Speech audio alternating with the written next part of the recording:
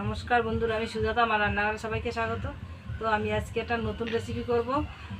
মানকচু দিয়ে আর ডাল দিয়ে আর ডিম দিয়ে একসাথে আমি বড়া করব।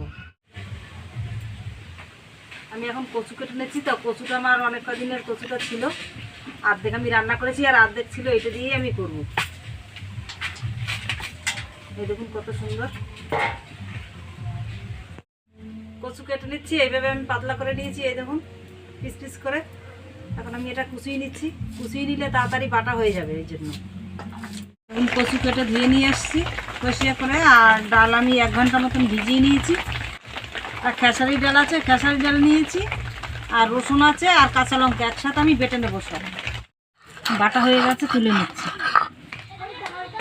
এই কটা গোটা রেখে দিয়েছি, একসাথে দিয়ে দেবো। স্বাদ মতন নুন দিয়ে দিচ্ছি, হলুদ দেবো পরিমাণ মতন, ধনে পাতা কুচি, রসুন কুচি দিয়ে দিচ্ছি। এই ডাল দিয়ে, গোটা ডাল দিয়ে একসাথে মেখে নেব। একটা ডিম ভেঙে এর মধ্যে দিয়ে দেবো, মেখে নিচ্ছি।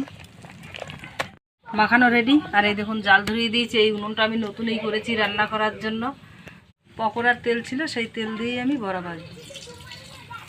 তেল গরম হয়ে গেছে, এখন একটা একটা করে দিয়ে দিচ্ছি। একটা একটা করে এখন উল্টিয়ে দিচ্ছি।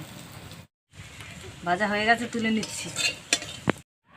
দেখুন বড়া ভাজা রেডি। আর কত সুন্দর হয়েছে, আর খুব মুচমুচে হয়েছে। গোটা গোটা ডাল দিয়েছি, তার জন্য মুচমুচে হয়েছে খুব। তো আপনারাও এরকম করে খাবেন।